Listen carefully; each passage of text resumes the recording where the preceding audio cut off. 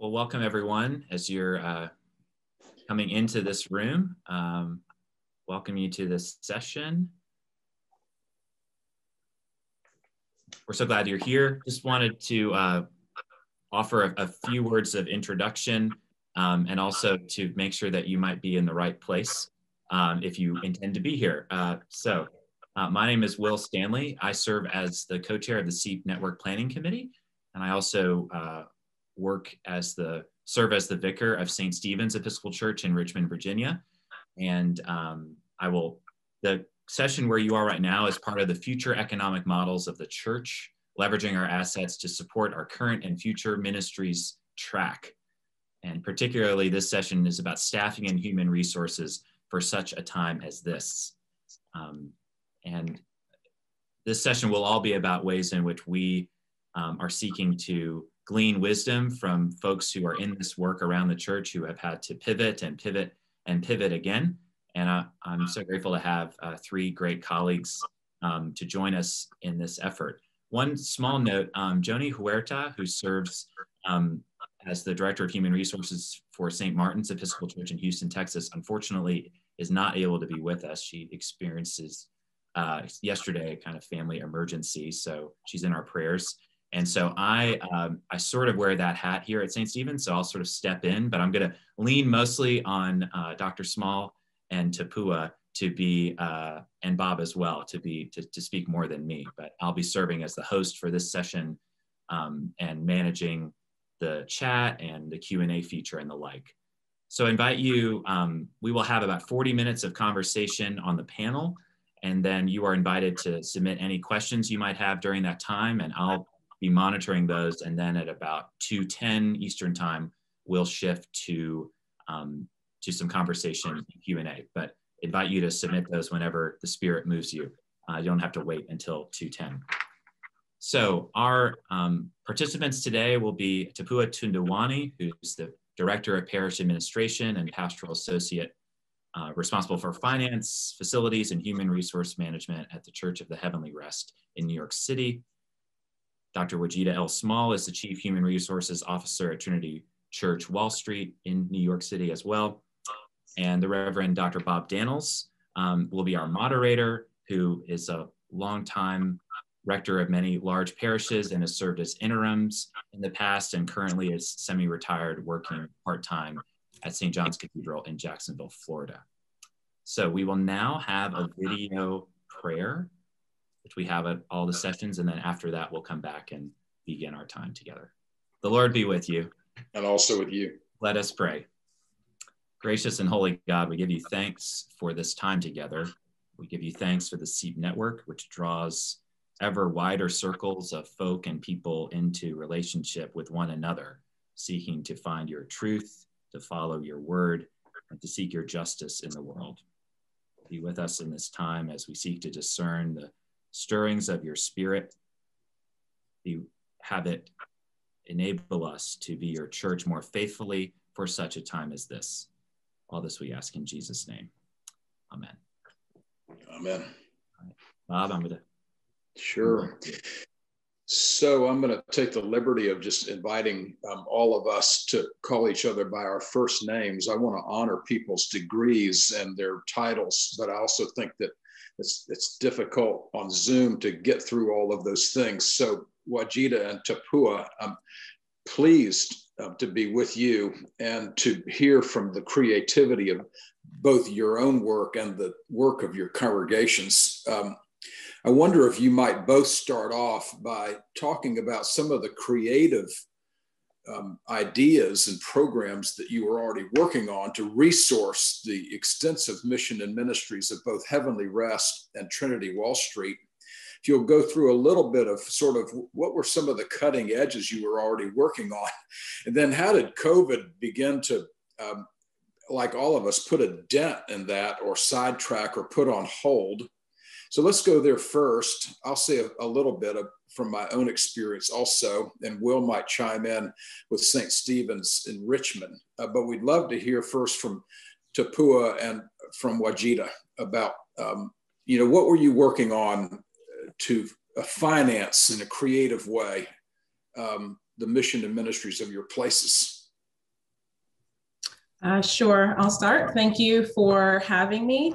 Trinity was working on a couple of things. I think the most cutting edge was our technology platforms. We had just finished our Trinity Commons, which is our community center and parish hall. So we were setting up all of the technology to accommodate all of the community people that we had intended to inhabit our space. As we were working through it, COVID hit. So we had to fast track it with the expectation that this may have taken at least a year for us to complete. We had to get everything done in a matter of weeks. One, to support all of our staff working from home, and then just to make sure that it became a test run for us. We had, as a part of our new center, we had a restaurant cafe that we had intended to open within the new building. We were hoping to have tenants as well to provide revenue to support all of the things that we were doing. But of course, everyone left, everyone worked from home, restaurants began to close. But what we did learn is that we had an excellent technology platform and that we could use it to reimagine programming. So all of the programming that we had, let me rephrase. The vast majority of the programming that we had intended to have on site, we now have the capacity to be able to do this online. And we learned that, this is another avenue that we could actually use in the future.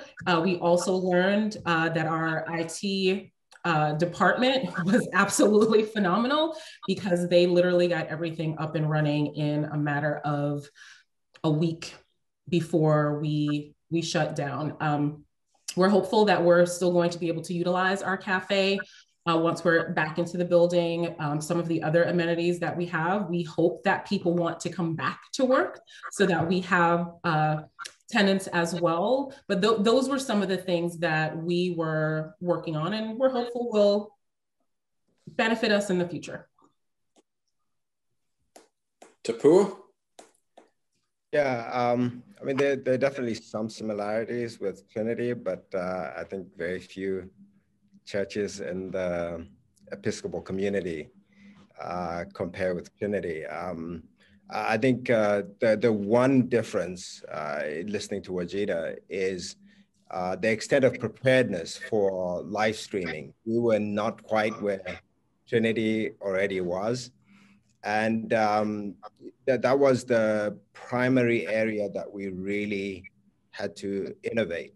And it really started at the core of what our staff do and reconfiguring staff roles to be able to make that happen. Because obviously, a concern for us was what might happen with our normal annual pledges if we're unable to deliver the product that our community expects from us once we're closed down. And the only way we could be active in ministry and programming was if we're able to make those engagements possible online, both through Zoom and live streaming services. So we very quickly had to make those changes in-house with our staffing. We've grown to the extent that we are now, supporting the diocese in helping enable their technology platforms to be able to provide online programming. So I think that has enabled us to continue to be present to our community and for them to be continue to support our programming because it is highly available to them. We also had just completed a major capital campaign to renovate the church and create some wonderful spaces that we were already renting out for all sorts of events. There are several movies that have been shot in our parish hall. We've had all sorts of programming from AA all the way through, some very, very interesting engagements. And that suddenly changed. And for a while, it was quiet in this beautiful space that we had recreated and reimagined. And, it took some creativity to rethink how we might use that space. And we've been fortunate enough that, for a lot of the schools in our neighborhood, because they needed to be able to social distance their student body, they needed additional space for whether it's after school or homework. And we've been able to continue renting some of our spaces, even though it's to a limited capacity. So that has been very helpful. We have two, long-term tenants. One is a school, and the other one is a cafe. And they closed down for a while, but once they decided to reopen, we had to figure out how we were going to support them from a facilities perspective, even though we ourselves were closed. And that had its challenges, but we understood the importance of continuing to have that revenue to support our programming, and we were able to make the adjustments we needed to do to continue those relationships with both the cafe and the school. We'll come back to both of you on how you're pivoting now that we're coming out of COVID and launching into the summer and fall. But Will, would you like to say a few words about St. Stephen's and what you were already working on before COVID? Sure. Well, my colleagues here and I know a few people on this call with whom I'm in touch sometimes. This is not unique to me, but the notion that COVID, the pandemic reality, exacerbates and accelerates things that were already going on, moves, realities on the ground. So when I came in to St. Stephen's just a little bit before the pandemic, a year ago, we were already looking at, particularly in the realm of staffing and human resources, around staff reorganization, getting greater clarity about roles and descriptions and how folks related to one another.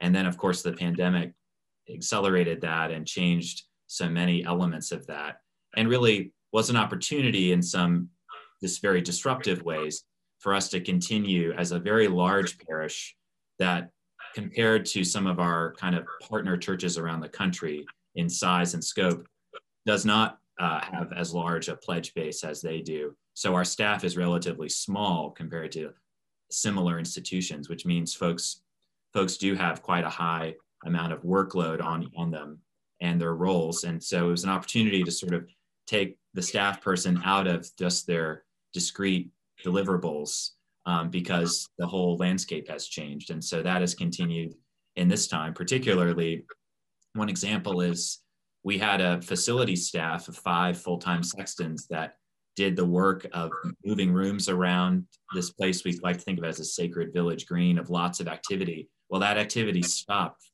in an instant. And so we went through of paying folks their full wage without any work, and then reached a point where we had to discern that that wasn't economically feasible anymore, and now have gone through a process that was painful at times, but of severances and the like, to have a team that's smaller and leaner, but is working, you might even say, even better together. And obviously, as we look to reopen 6, 8, 10 months from now, whenever that might be, that will be forever different. But that need for clarity about roles and what's the relationship between staff person and committees and vestry and lay leadership and the like, those are continuing because of the pandemic. And so, and we're grateful to continue to have strong financial support and kind of weather those storms. And I think we will be, in some ways, leaner and clearer for it, even at too great a cost. Great. A couple things we were working on at St. John's Cathedral in Jacksonville before COVID. was our dean had established with some citywide and federal grants what's called the Cathedral District. It involves 5 churches that are in the downtown area, the core of Jacksonville. And they were working on things like green space, planting trees, literally planting trees around different parks, different cityscapes, working on issues of what to do with development, especially land use in our quadrant of downtown. That all had to be put on hold, but the fact that we were already working on that was good, because we're going to pick that right back up. I'll say a word about that in a minute. And it was fortunate that our dean also had gotten a grant a couple of years ago to put in first-rate video equipment into the cathedral. We had an 8-camera system. Wasn't quite what the National Cathedral has. I've been very impressed with the National Cathedral's camera capabilities, and also Trinity Wall Street. We weren't quite at that level, Wajida, but for a church in our quadrant, it was pretty sophisticated. That all, you can imagine, served us very well when COVID hit. We could pivot and get right up with all of our virtual kinds of capacities. What we've learned, of course, is all churches have had to ramp up both their expenditures and their staffing regarding virtual offerings. And some churches, obviously, probably on this screen, have had to repurpose staff members or bring on new staff members, or both, to handle now the electronic communication, including all the virtual activity that's going on in our congregations. So let's use that as a pivot. Wajida, why don't you start by saying, okay, what did Trinity learn in the middle of this? Maybe some of them are obvious that all of us have learned. We've learned to be patient. We've learned to, those kinds of things. But what specific things have you learned at Trinity that will then now help you pivot as you then resource your congregation as you look to the next 12 to 18 months? I think the biggest thing that we've learned is we have to be much more strategic in our approach to everything that we do. I think, most church communities, it's very much community. So it's a response or a reaction, and we just kind of go with how things are flowing.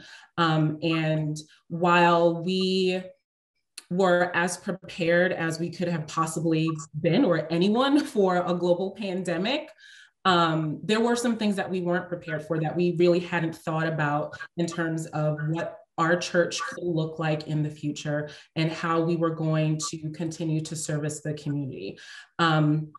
I think we are definitely embracing technology a lot more, considering what we've been able to accomplish and the amount of people we've been able to reach with our ministry through our live streaming. I think, when you are constantly in a place where you're together with people, which is a huge part of church, you take those things for granted.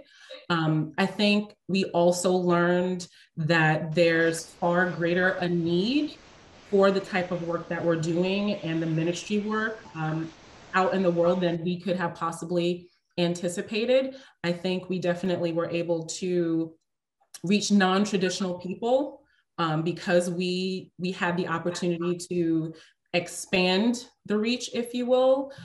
So for us, it's being more strategic, really looking at kind of our audience, who we were able to reach, who we want to continue to reach, how we're going to expand our programming, and leveraging all of the tools at our dispense to be able to do that more effectively. And will you reopen will you go forward with the cafe plan now that you have it built? Absolutely. As soon as we are able to safely get back into the building, the hope is that we will open up everything to the community as expected, including the cafe, which is right on the street level as well. We're just anticipating and just really wanting to get back in, but we want to do so as safely as possible. Do you all have athletic facilities in the new building? We do. And is that a gymnasium, a pool, or what? It is I'll call it a semi-gymnasium. We have a basketball court, and we also have, I'll say, athletic rooms that can be used for dance or yoga, those kinds of things. And you that's a rental. That could be that's a money maker. It can be rented out, yes. Okay, good. Tapua, how are you pivoting and taking what you had and the challenges of COVID and pivoting now where you can exercise some of these things again at Heavenly Rest? Yeah, I'll say our single biggest learning, like most of the people in this room today, is just online presence. I think if anybody had approached us pre-COVID and tried to persuade us to make the kind of investment in time and money to develop an online community, I'm not sure if the church was ready for that. If I think there was definitely a comfort level with where we were, with neighborhood communities that we were taking care of. So I think we are still learning how to live online. I wouldn't say we've suddenly learned a lot, but we suddenly still learning, and we even beginning to think about and learn how we're going to live when we can all be back in the building again, and continue to have the online presence and on-site presence. But certainly in terms of being online, like I think Wajida touched on this, that we have what we call now an expanded community, which is way beyond our neighborhood, which we never imagined before.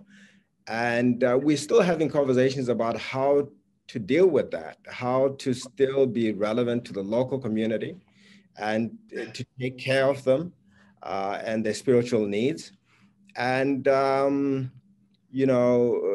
also be present to this diverse community that we've invited to the table, whom we may not know as well, and who may have very different needs.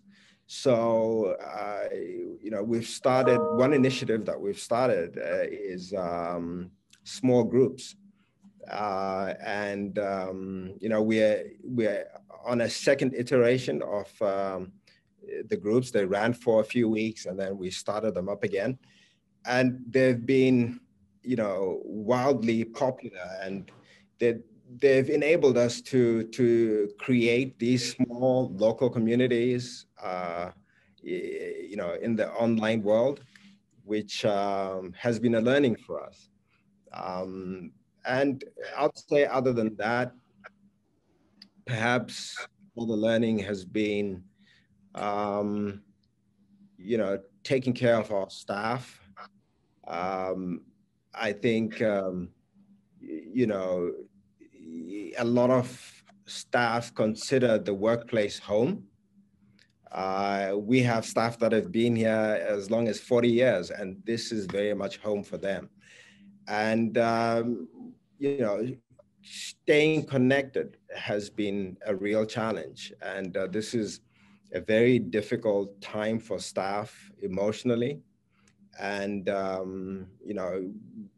not everybody has the opportunity to, have that conversation by the water cooler. And, we're dealing with, essentially long distance relationships. And we all know that those can be very difficult for a team that needs to collaborate. So we've changed the way we meet. We've increased the frequency of our meetings. And we've made sure that we focus on what our rector calls emotional resilience. And that's been core to making sure, we continue to stay connected. So I'll say those are some of the learnings. And like I said at the beginning, I think we're only just at the beginning. We're still learning. Not to concentrate too much on the cafe, you might think I'm thirsty or hungry by asking all these questions, but you also have a coffee shop. And has that been open, or if it's not, do you plan on opening it again? Yeah, they closed for a while. And, talk about learnings. I think the conversations we had to have with the cafe to support them through those early days when everybody was suffocating financially, and they were going through what they were going through, and so were we. And trying to work through that was definitely not easy, and finding ways to support them. And we share space, and trying to think through ways to interact safely, and making sure that their COVID protocols were consistent with ours before we could even talk about reopening and making the space available for them to be able to serve their clients and retain their staff. So that's been a process, and we are now at a place where outside they're practically fully open within the restrictions in New York, within the context of the restrictions still in place. They have an outdoor space that they've created in conversation with us, where their clients sit outside. And I think they're well on their way to be fully operational once that time comes. Great. So you certainly come and have a coffee if you'd like. I like your coffee shop. Takeaways for a while. I'll come to New York around when it's nice and in May. Will, how about learnings at St. Stephen's and how you're pivoting? Well, again, I keeping the food example going. We have a cafe as well that really is one of our primary ways of incarnating the sense that we're a sacred village green for kind of the whole community. We don't, from the start and continue now, don't see that as a explicit revenue stream. It's not meant to be, it's managed by us, which is both a pro and a con in certain ways. Believe me, for the stresses of management and sometimes putting on a hat like any of us were ever trained to operate a cafe. But in some ways that and our farmers market are some of the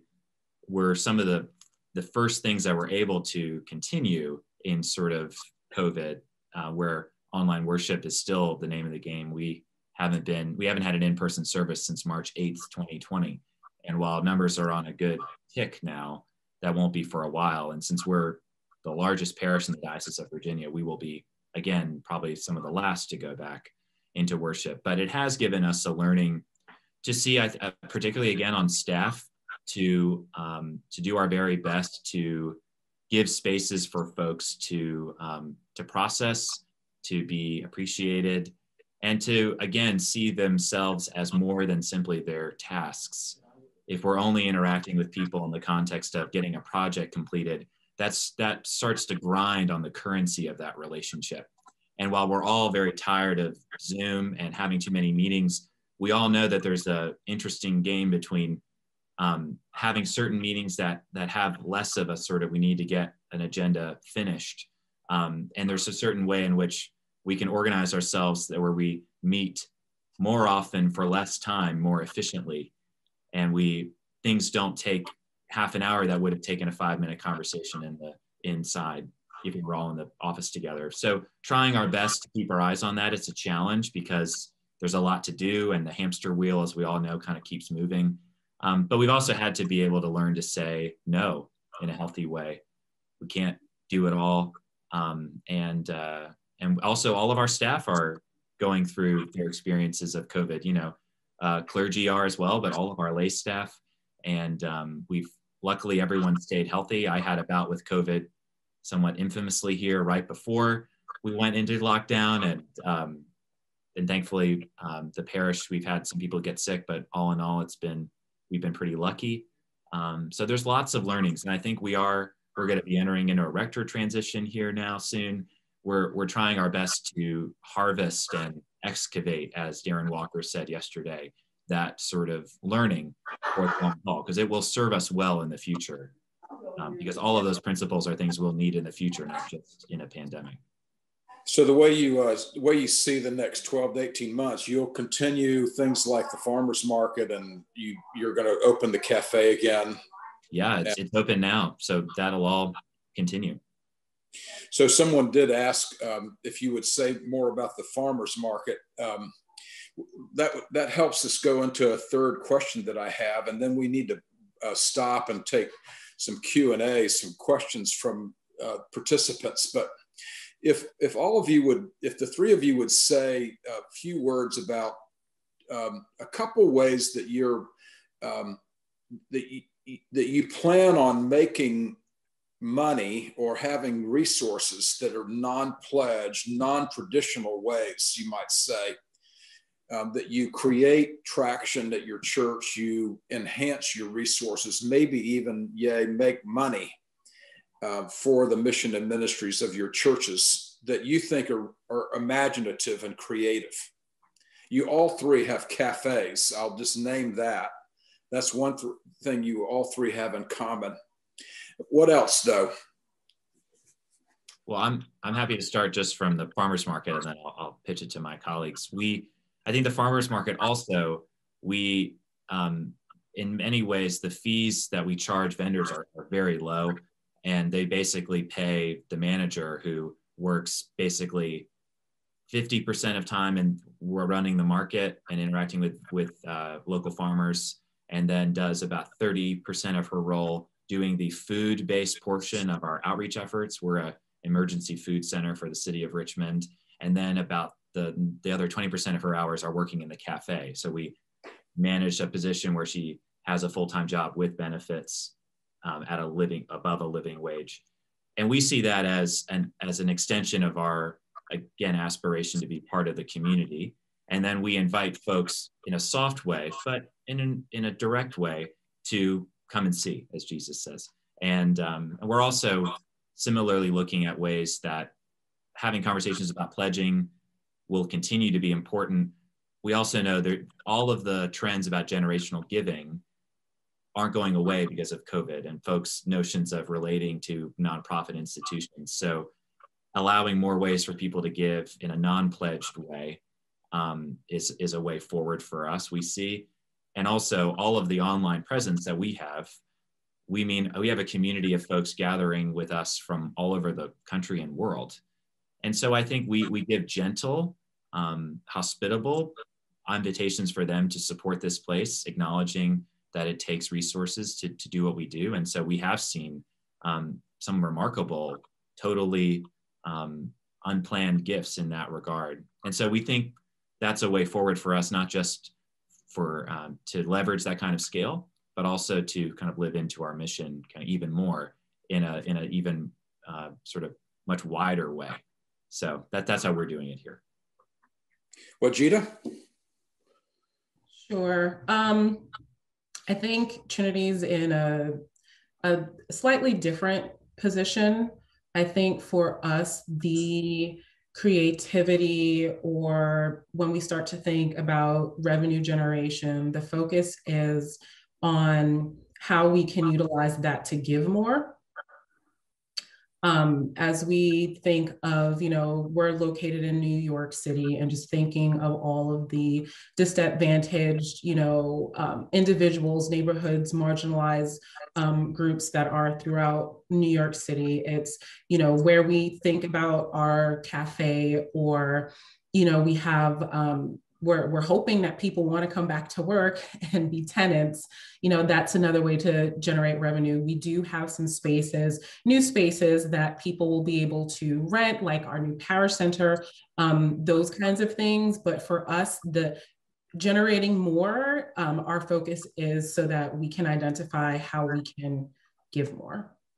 Do you have a staff member, Wajida, on your staff who looks after marketing your facilities and renting your facilities?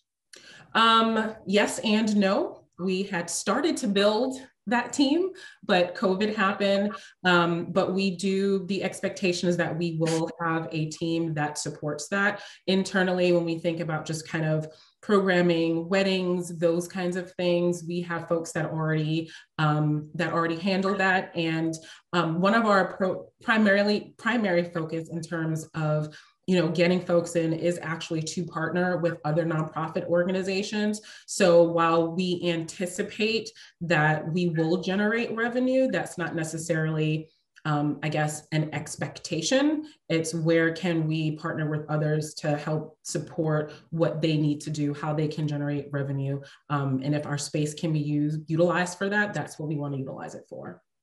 Gotcha. Tapua, you're going to rent yours out for movies. When they stop making movies again, I think all my favorite shows are on hold because nobody's filming anything. But, I'll say since Matt has been here the past 7 years, our short-term space rentals have grown tenfold in a space of about 7 years. So the vision certainly is to continue with that growth. We're certainly not at capacity. So to use the one asset that we do have, to the greatest extent possible, that's going to be a primary strategy for us. Obviously, I think, like Will said, church-wide, the generational shift is a concern, and we're beginning to think about especially now that we have this online presence, how you can monetize the expanded community. I think most of us have one subscription of one form or another, whether it's Apple Music or whatever it is. And so we're starting to have that conversation about how we might be able to look at that model instead of the traditional model of pledging. And, and that's just a conversation that's just beginning. But I think definitely for you to be able to do that, your programming needs to be compelling enough for people to want to be a part of it. So we're looking at ways that we can engage, especially in New York, and be part of how we come out of this crisis.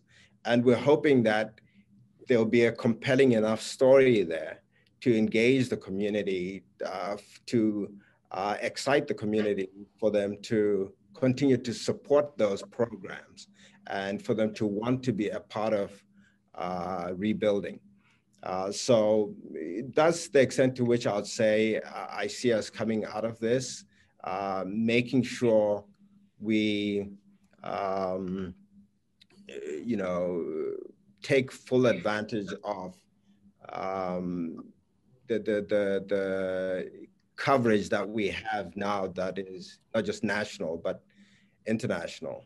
And I think it's good that we're having that conversation now and we have the platform to enable it. So it's time to take some questions. I've already seen a couple that we might respond to. One question was, how have we streamlined or changed or shifted our staffing to pivot out of COVID and take care of initiatives that we see in front of us? Any of you want to take on that question? Yeah, I'll go. I think, like I said earlier, we've gone all the way from changing job descriptions outright.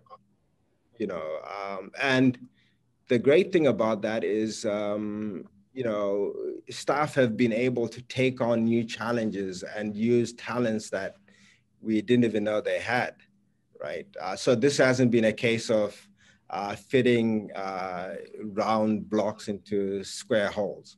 And it's taken some creativity, and we've been fortunate that, you know, our staff have been very adaptive and very responsive to that. You know, we also have a community that I think probably were the most anxious when we were closed, and that is our facilities staff, because when suddenly all the work they used to do, setting up and all that disappeared, there was anxiety about job security. And we were fortunate enough to be able to retain our staff. But we've also worked to retool our facilities staff. And our focus, even now, while we're closed for the most part, has been to do the work that we were not able to do when we were busy with programming. You know, taking care of the building, doing things that maintenance that has been neglected, and making sure that we upskill our staff to be able to take on those responsibilities. So we've definitely had to do a lot of shifting of roles and changing of job descriptions. Same, Wajida? Same. As I mentioned, we had started to, you know, think about opening the building. So, you know, the staff that I can think of are some of our event staff. We haven't had events in the past year. So how are we able to utilize them? And we were able to shift the same types of skill sets needed to plan in-person events are similar to what you need to have in terms of planning an online event, all of the logistics, the contacting people, you know, supporting other areas of programming that we had. So for us, it wasn't too much of a shift, if you will. It was utilizing the same types of needed talents differently. Gotcha. Will? Same? I saw a question about sort of, in some ways, this is the reality of how the pandemic has required totally new skills that we can pretty much guarantee will only be more needed in the future. The extent to which we can discern that versus temporary shifting, pivoting, those are different things. So that meant for us that it got to the point that it was less expensive for us to bring on a full-time videographer and video editor onto our staff with benefits than to keep paying a freelance person to do that for us, knowing full well that that person would grow into a role looking over live streaming when that would be the way forward, because we've discerned, like every other church in America, that at least who has the capacity, that almost everything we do from now on, when we're back in person, will be hybrid, will be both in person and streamed. So we could make a case, and we have the resources, which is a privilege. We received a PPP loan as well, things like that, but just strong giving that only tapered off a few percent for 2021 versus 2020 meant that we could make that move, a bold kind of investment that we're now seeing reaping the benefits of that, because that person's able to more creatively articulate things through that medium. We did a video that will be featured at SEEP in that instance. And then the other example is what I mentioned earlier with our sexton and facility staff, of having to have a hard conversation and pivot there, which we may get to a point when we're back to full steam that needs to be increased. But I think in some ways we found an interesting grace in having to have that hard conversation because of the pandemic. Another question that came up was in all of our virtual expressions, how have we cultivated the giving of people who are not physically in our city or physically coming to our churches or they won't come to our church because they might live in Seattle and your service is coming out of New York. How have you been asking them for money, and have you received gifts from far away? And I would add another question to that. How do we as local congregations that are physically located in a city, how do we drive those people virtually to get connected to a physical community? I want to ask that question too. But first is, have you gotten gifts from far away, and have you asked online? Is that how you've done it?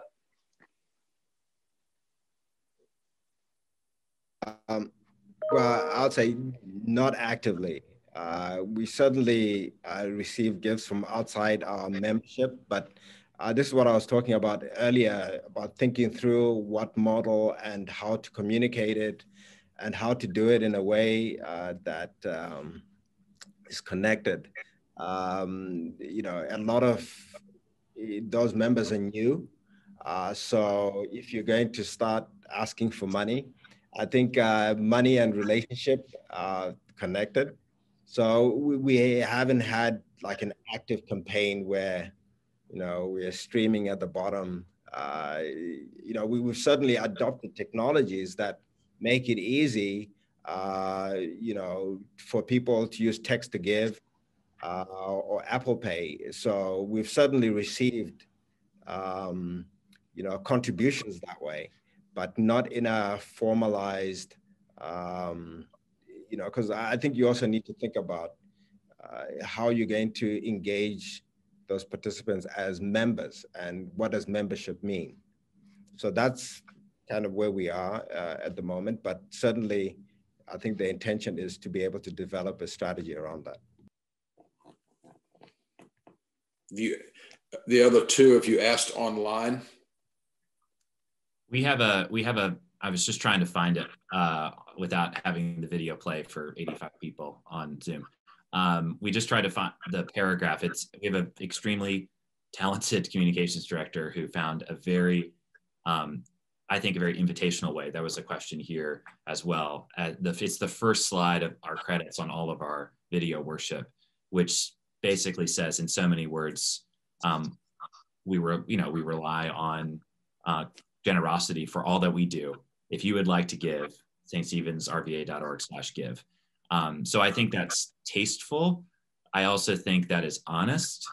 And I think we have found that I can't give you the metrics of someone gave because they saw that. I think we have received gifts from all over the place as well. And also our members we've also had a very general sort of nod to the congregation to say, we understand that some of you may have to reduce your pledge because of the pandemic. We also understand some may be able to step up, and this is what the body of Christ does. So we've been clear, but we've been quite not sort of going out of our way to make that the focus. I think we focused on the work, and that lends itself. But I do want to be sort of out there on the record to say that when it's couched in the terms of honesty, there's always an invitation for folks to be engaged with generosity. So I'm aware of, I'm looking at Ted Dodd on the little Hollywood square that we have, and I'm aware that All Saints Beverly Hills has now a fund that can be funded by people who have means, then to be available to people who have really gone on hard times regarding their unemployment or their own financial conditions. And I imagine a lot of us have discretionary funds, but I think this has been a parish-wide effort, hasn't it, Ted? It's been a parish-wide effort to have a funding for people who are in trouble. Yes, hi, Bob. I will. Yes, that's very true. All Saints established what we call a Benevolence Fund, and we invited parishioners to contribute to it, and they've been very generous. And we've had a committee of people who have met with those who have various needs and have applied to the fund for help. I think we have a maximum contribution that we make to such people of $2,500, and often it's less. But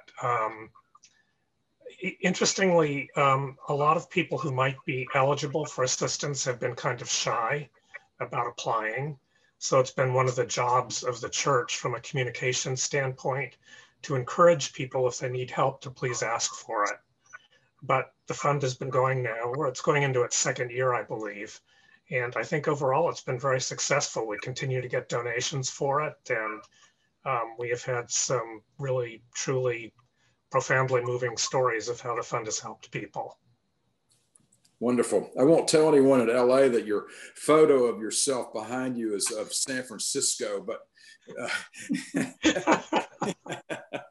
we all like the Golden Gate, but we want people to know that Ted's from LA.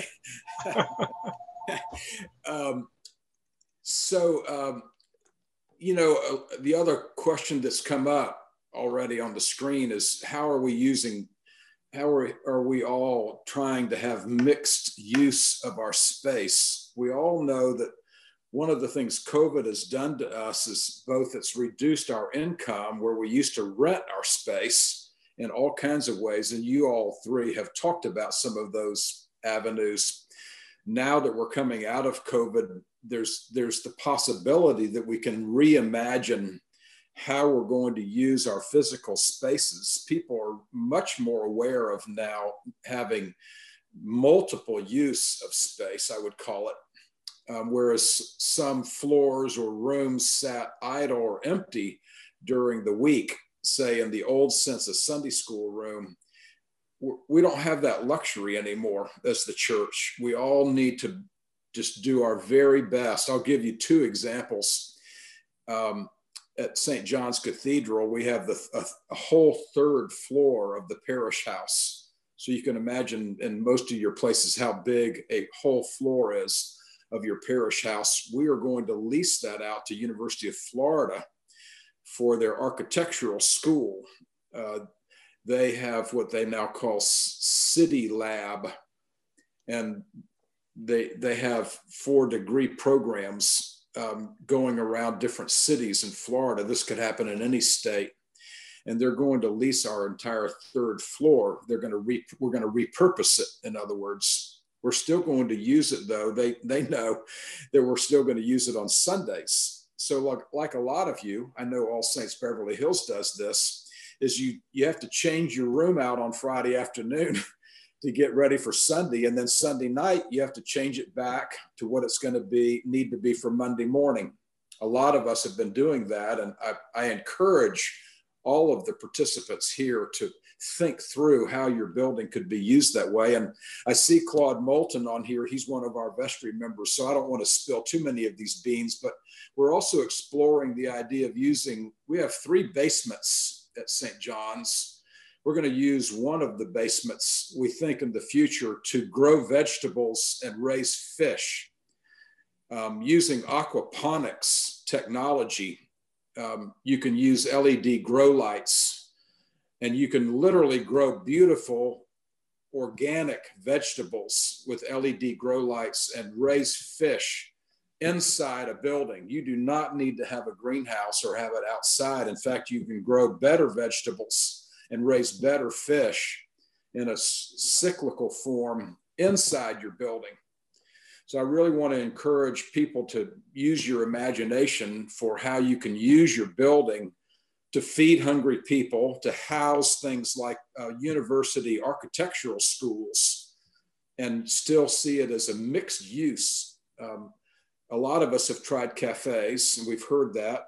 Will's parking lot is full of a farmer's market every Saturday, Will. Every Saturday. We started a farmer's market at St. Michael and All Angels when I was in Dallas. And so I'm encouraging all of us, and it could be that you would put together a building space task force made up of lay leaders who would really think through how you can best use your facilities for mixed use. And it can also be a money maker. Other questions? Will, how's our time? We've got 5 minutes, but I think one question I'd love Tapua, Wajida, and you, Bob, to all weigh in on is this question. It's more in the sort of staff area.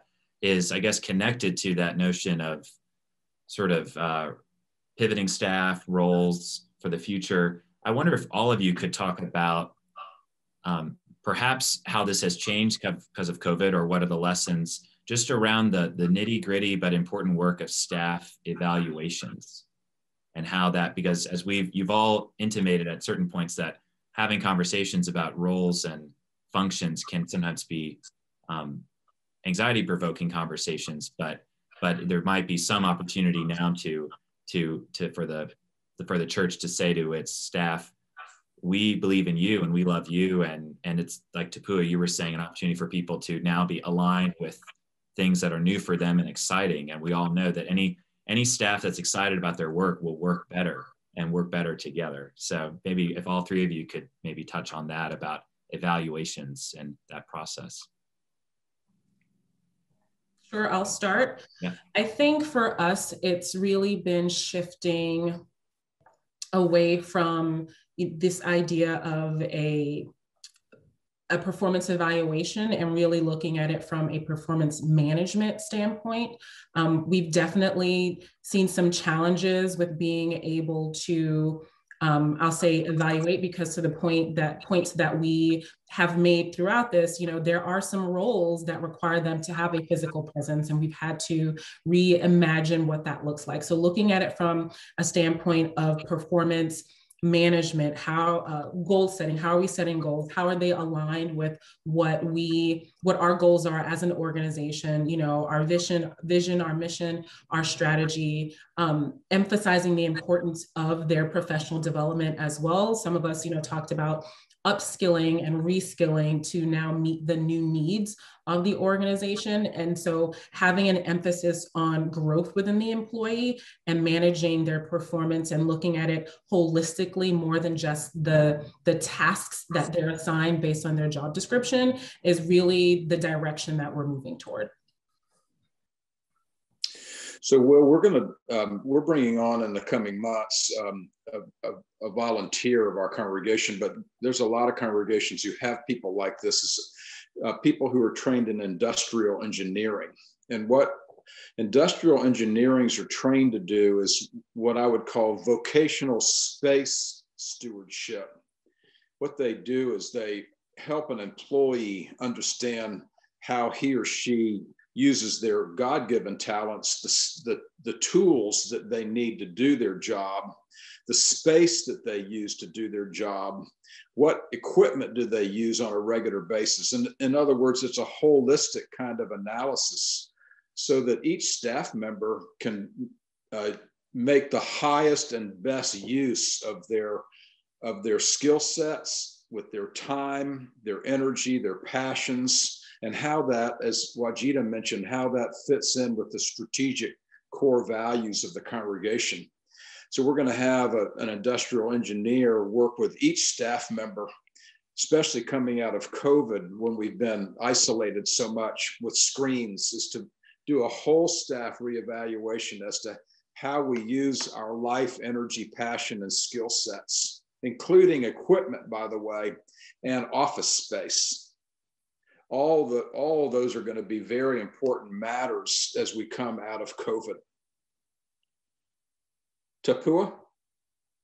Yeah, I agree with all that. I think, like I said earlier, the changes for us have been monumental. So if you're talking about evaluating, you're certainly not evaluating the job as it was before the pandemic. I think if I look holistically as an organization, how the team has performed, when the numbers were going down at one point last year, I think the fact that we're able to open the church and actually have people come back was really a testament to how effectively the staff were working and, making those bold decisions to open the church and, thinking through and making sure it's done in a prudent fashion. So I think we've been in a moment of supporting and growth rather than evaluation.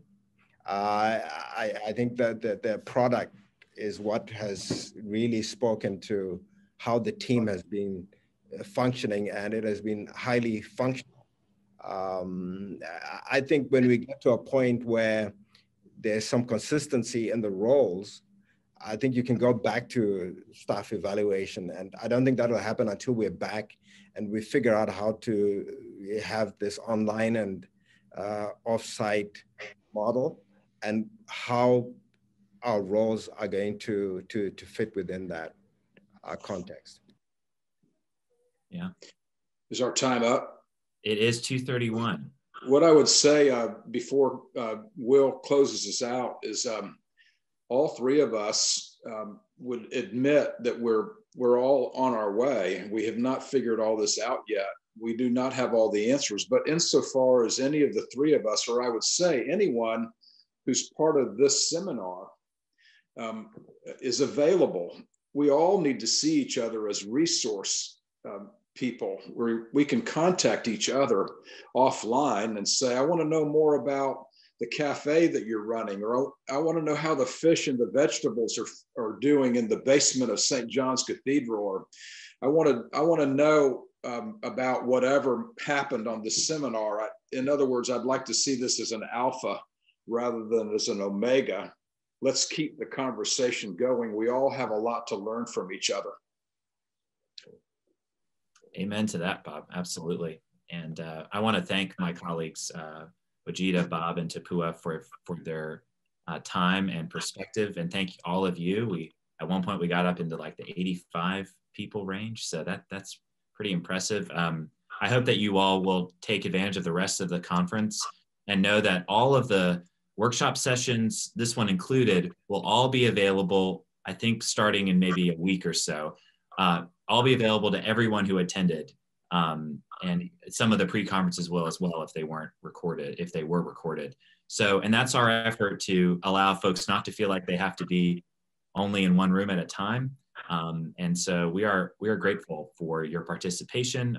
In my kind of hat as a planning committee member, we invite you to already put the dates for 2022 in Atlanta on your calendar, February 23rd to 26th, 2022. And hope you enjoy the rest of the conference. And thank you so much for being here. So, thank you. Bye, everybody. Thank you. Blessings, everybody.